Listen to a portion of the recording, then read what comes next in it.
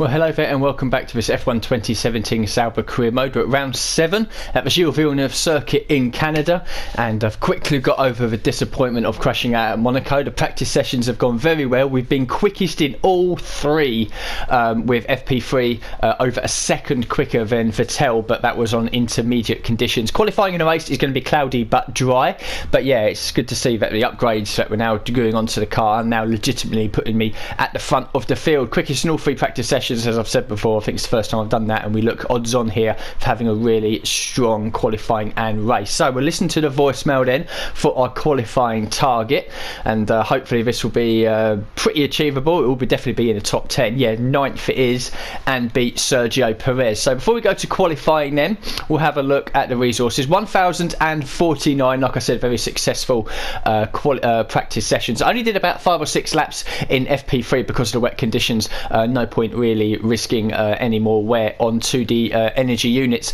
So then the progress history, you can see there, Red Bull have made a minor upgrade, so they've crept a little bit away from Force India. Of course, we had the minor and the majors both come in for the powertrain, which is now all done. You can see there both of these were due to come in anyway because they had previously failed, and you can see there now we are now starting to really have some good gains. We're the best in the powertrain, and before I've said we're the best in the chassis as well. So now we move on to the aero. After this, I'll either do another one of these to get our chances of having parts pass first time greater, or I might just smash on straight away with getting these two done. These are the only two we can do. We have to do these two here before we can extend the tree, and we'll need 1,200 resource points, which we should get after probably qualifying, to be honest, let alone the race. So definitely get to start developing these as the season goes on. Other than that, not much else. Gearbox obviously went to unit number 2. We changed it one race earlier after qualifying near the back at Monaco, so I took a grid penalty and put a new one in.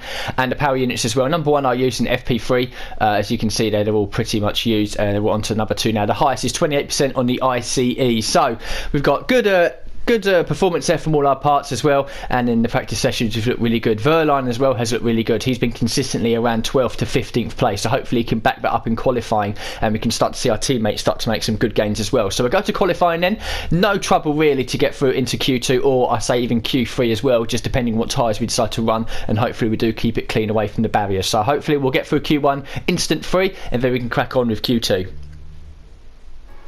So there we go, and Q1 ends as with the 4th quickest time. Hamilton has managed to get past us on super soft tyres. Perez as well, carrying on his good season form, and Vettel as well. Not too disappointed with that. I think we've managed to get safely through, and we're right up there in the mix as well. And 1 point, nearly 2 seconds separates the top 10. So even on the short circuit like Canada, quite surprised to see quite a few people put in really quick lap times.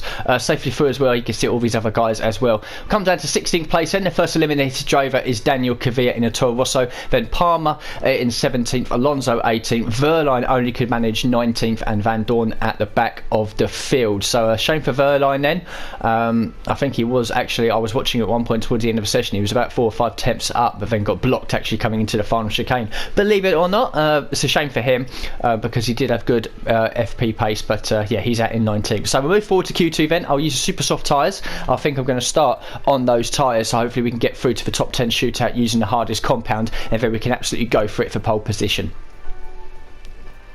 So a lot better in Q2. No one managed to get underneath a 1 minute 12, and we finished the session in 2nd place on the super soft tyres, a 10th away from Hamilton on the ultras. So we're getting quicker, and this should be quite interesting into Q3. I think I've got a legitimate chance of taking pole position here, and then we'll be starting on the super soft tyres. Same for Vettel in 7th and Verstappen in 9th. No major surprises. Hulkenberg is the other driver that joins myself. Both Red Bulls, Ferraris, Force Indias and Mercedes. The 5 drivers eliminated then. 11th place is Felipe Massa, then Grosjean in 12th, Sainz, Magnussen and Lance Stroll. So we'll move forward into Q3 then. We're going to be starting the race on the super soft tyres, so the aim now is to try and get ourselves on the front row, ideally pole position. We took pole position in season 3 in the wet. Hopefully we can do it here season 4 in the dry. And it is pole position by over 0.4 of a second from Raikkonen. It felt like the world's best lap, and a 1:11.483.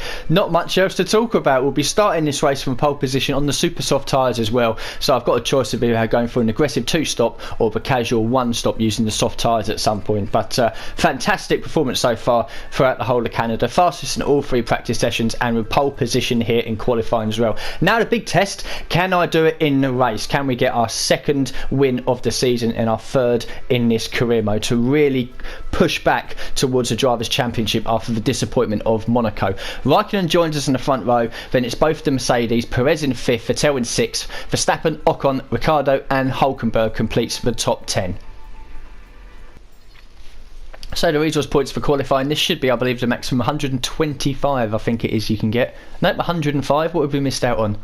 Not too sure. Okay, so we've got 105 in. Brings up to 1174, so by the time the race is done, we will definitely be able to do at least 2 of the aerodynamic upgrades. As for the rivalry, completed qualifying and we out-qualified them as well, so we've brought that gap back down a little bit. Reputation's gone up quite nicely as well. Hopefully that will do it after the race as well.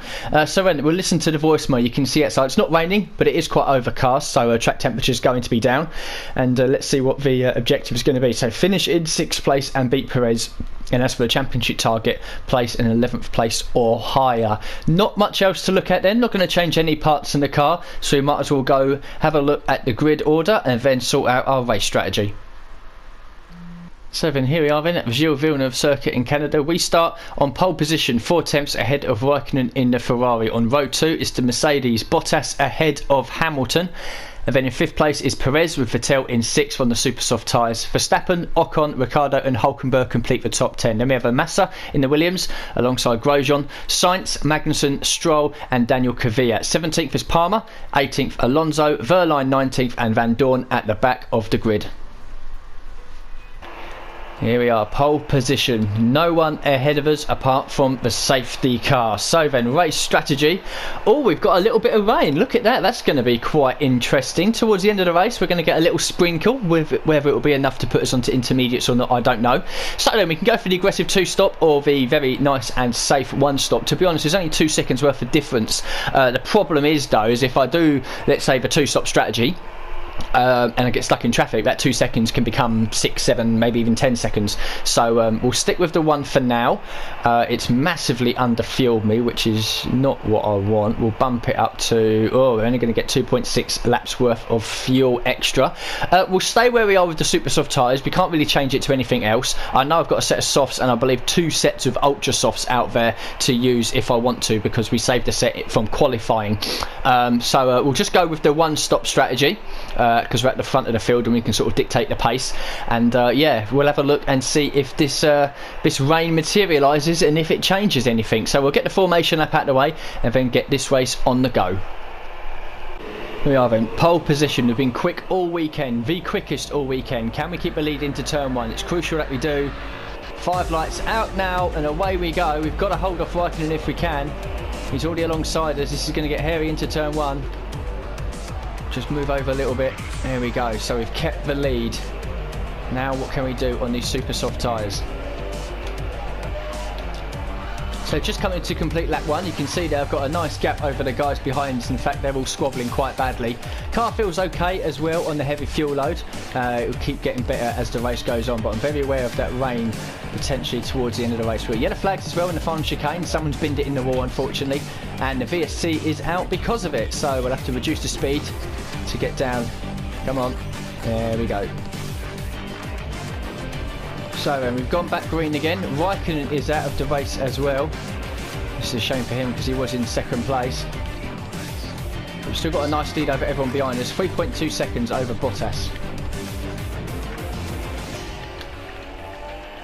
Yellow flags out again for something behind me. It's Perez out of the race. So 2 of the heavy hitters already out of this race, which just makes my life a lot easier. So then just coming down the back straight on lap 6, you can see the tyre wear rates on the right hand side. 21% on the rear tyres, not too bad. I'm looking around about pitting maybe about lap 13 or 14. Gap between myself and Bottas is now up to 5.5 seconds, and the gap between me and Ocon in third place is now up to 8.5. So we're slowly pulling away, up a couple of tenths per lap, and so far it's all going very well. Coming into lap 12, just asked Jeff again about the rain. He says he's still expecting it in 10 to 15 minutes, so that window is now moving away a little bit, which means that we will be pitting before this rain does arrive, which is okay because everyone else has made a pit stop as well, so it doesn't change anything. But it depends what tyres we're going to go for. I think I'm still going to go for the soft tyres, stick to the one-stop strategy, because if we have to pit for inters, everyone else has got to pit as well, so we're just going to mimic everyone else here. So into lap 15 then. Everyone on the Ultras, I think apart from Ricardo, has now made their first pit stop. We're nearly 16 seconds ahead of Vettel, and the pit window's open, so we're going to be pitting at the end of this lap. 15 laps on our qualifying set of supers, 20 laps on the softs. The rain is still about 10 minutes away. So then down into the pit lane, let's get this right. Yeah, not bad. Right, hopefully we will rejoin in clean air. Not too worried about Bottas, he's on the Ultras, he's pitting again. But if we can have a nice gap over Hamilton, that will certainly help us on our push for the win. Right, coming out the pits now, Bottas just out of the final chicane. So we might actually be able to keep the lead here. And we do. We stay ahead of Bottas, who's got to pit again. Hamilton 8 seconds back. So then we're just coming in to start lap 18, almost half the distance now. New fastest lap, 1 minute 14.035 on the soft tyres. And just come over the radio as well, championship leader Vettel has an engine issue. So he's going to be slipping down the order, which means if we win this race we'll close right up in the championship. But I'm not worried about it just yet. And the thing I'm worried about is Hamilton. We don't seem to be pulling away from him. Still 8 seconds back, but he's going to be our challenger. As we come up the chicane to start lap 21, Bottas has made his second pit stop and has now fallen down the order. Hamilton in second place, Ocon on the super soft tyres is in third. Hamilton, I believe, is about 11 or 12 seconds behind me now. Ocon is close to 20. Rain is almost here. My radio keeps blowing up, telling me about the rain that is also going to be quite heavy apparently as well. So this is now going to be interesting to see if we need to make the change.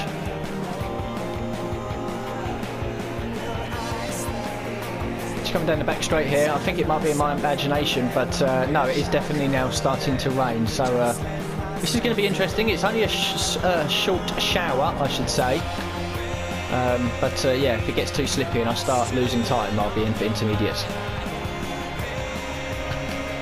There's a handful of drivers making a pit stop, including my own teammate. It'd be nice to know what kind of tyres that they decided to put on. I think it is too early for intermediates. I've still got plenty of grip out here. So I've just done a lap time 4 seconds slower than my fastest, which was set about 4 or 5 laps ago. So the tyres wouldn't have changed too much between now and then, but these conditions are now starting to get a bit dangerous out there. I think I might be in at the end of this lap. Wow, the conditions are really bad now. Let's see how long this rain is going to be. Oh, as Jeff is just coming over as I'm talking to you now. The DRS is being disabled and we've got an alternate strategy here, so that will be onto the intermediate tyres. So we'll do that then, as DRS is being disabled. Now we'll be able to carry these inters to the end, or are we going to have to change back onto the dries for the last few laps? Only 10 laps to go here. Oh, look how much I'm struggling. Right, we're in then, as will everyone else be. And we should rejoin comfortably in the lead by about 15 seconds over Hamilton. Out the pits we come, no dramas. Limiter off, 10 laps to go, comfortably in the lead. Hopefully we don't bin it now in these tricky conditions. So just putting a lap on Lance Stroll. Jeff's just come over the radio to say the track is probably going to be drying out soon. So there's a possibility we may have to go into the dry tyres. But if it's like, let's say dry tyres already with 2-3 laps to go, I think I'll just banter around with the intermediates. Still running rich mix for now. Hamilton pretty much 12-13 seconds back. 12.2 now actually. I've lost a little bit of time behind Stroll, so we're comfortable. conditions are fine, drifting the car a little bit, just 7 laps to go. Now as we come into lap 31, I'm being offered a viable strategy change. I've got my eye on Hamilton behind me. Is he in the pits? He is, right, so because he's in, I'm going to come in and change tyres, and I'll jump on the ultra soft tyres. Yep, that's the ones I want. So then 4 laps to go after this. We'll be back in the pit set. Let's dry that very quickly here.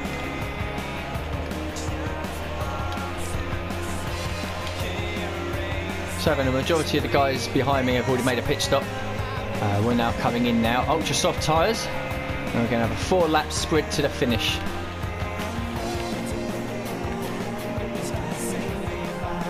Right, coming out now. I think that's Hamilton possibly in the coming over the line now. But we'll rejoin, still in the lead. So what we've got to do now is just keep it clean whilst the track continues to dry and bring the car home.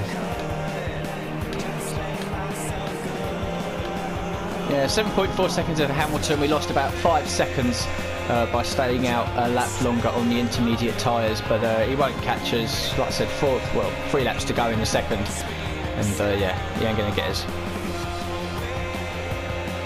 Coming over the grid hatchings now to start the final lap. Hamilton's closed the gap. He's only about 3, maybe 3.5 seconds back. Yeah, 3.5 seconds, and he set the fastest lap, but I'm not too worried. I'm just pacing myself and bringing the car home. So fastest in all 3 practice sessions. We took pole position. We had the fastest lap, but we've lost it. Led every lap, and as long as I don't make a mistake into the final or out of the final chicane, which we don't, we're going to take our 2nd win of the season and our 3rd overall in the career mode. Our season is back on track.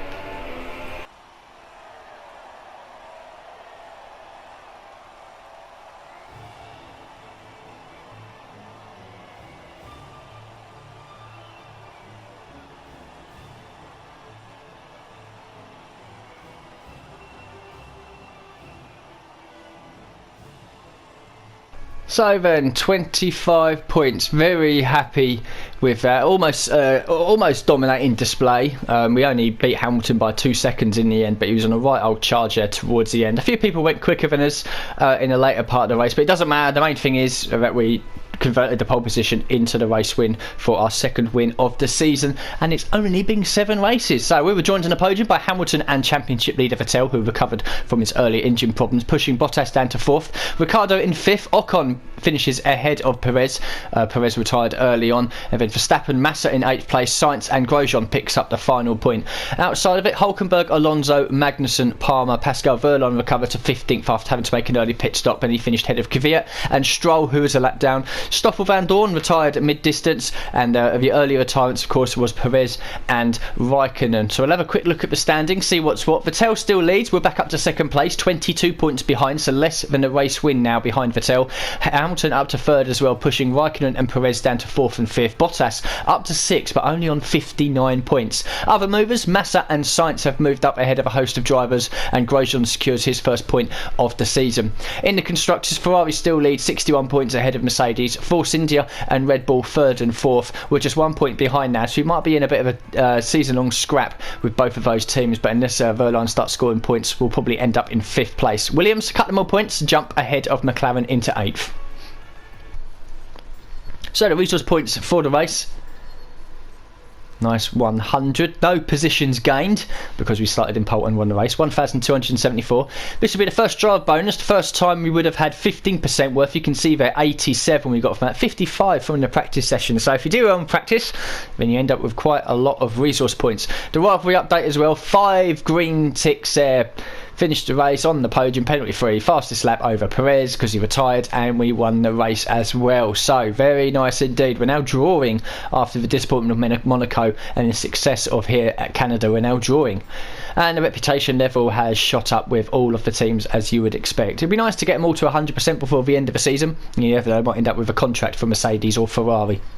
And then finally the career score for the weekend as well. This should be high in everything really, already over 10,000, could be about 15,000 here. 16,588. Well, that is the highest I've had for quite a while, and we're almost at the 600,000 career score total. Oh, and we've got a challenge. Not too sure why. We don't need to do these anymore, so I'm not going to. Failure to complete the event before advancing into the next week will result in a loss of the Invitational and its relevant career mode R&D progression. Invitationals will be available to retry in championship modes once unlocked. However, any associated R&D rewards will no longer be available. Okay, that's fine. We don't need it because if you look at the core competency, we have done all that. Unless it does actually knock me back. No, it's still 12 out of 12, so it doesn't matter. Right, 1,361 resource points. First thing we'll do, we'll go and have a look at the trophy room. Look at that, 4th podium of the season, and it's our 2nd win. Very nice. Right, back to the R&D. This one here. Right, 1,361. So the powertrain is done, as is the chassis until the end of the season, and I'll probably decide what to do there. So now we focus on the aero. Right, so what we could do is both of these, which will come in next week hopefully, and it will help us a little bit, and that'll be 1,200 resource points, so it leaves us just over, I think, 100. Well, it will leave us 161, or we can go up here, spend 750 on this, and we'd still have enough for another upgrade as well, because that's 1,000. I'm tempted. Like, there's a lot here. There is a lot here, and to be honest, you could probably do one minor upgrade every weekend. So if we do that, that'll leave us with 611, and we should be able to hit at least 1,000 resource points after the next event, which means I could probably get that done as well. Like I said, because there is so much here, so much here, I could just leave it for a sponsor bonus and maybe start chipping away at some of these upgrades. I'm not too sure. I don't want bits to fail, really. Nah, what we'll do, we'll crack on and we'll get some of these unlocked. So let's have a quick look at the description then. This is the rear wing upper flap. Optimizations to the design of the upper flap can result in more efficient use of airflow to increase downforce levels without having a negative influence on drag. And over here, the main flap, a newly shaped front wing main flap creates significant gains in downforce as well as directing more air to the newly shaped secondary and tertiary wing flaps for maximum impact. I've kind of butchered that, but never mind. Hopefully if it comes in, then you can see they will start to creep up a little bit, because we are plumb last in the aerodynamic performance at the moment. So that's pretty much it then. So yeah, best dominating display I've had at Canada. Fastest in all 3 practice sessions, pole position, led every lap, had the fastest lap until right at the very end when Hamilton beat it, and more importantly won the race and the 25 points that goes with it. So hopefully we can now move on to the next few events where we can continue to build on that, hopefully chip away at Vettel's championship lead. Like I said, the second half of the season from Silverstone onwards, we seem to be traditionally a lot stronger. So if we're right up there by the time, let's say, we get to Hungary, then I think we've got a good chance at winning the title. And now we're starting to develop the car more as well, so we'll be getting quicker and quicker as the season goes on. So for now, thank you very much for watching this episode, and I'll see you all for the next one very soon.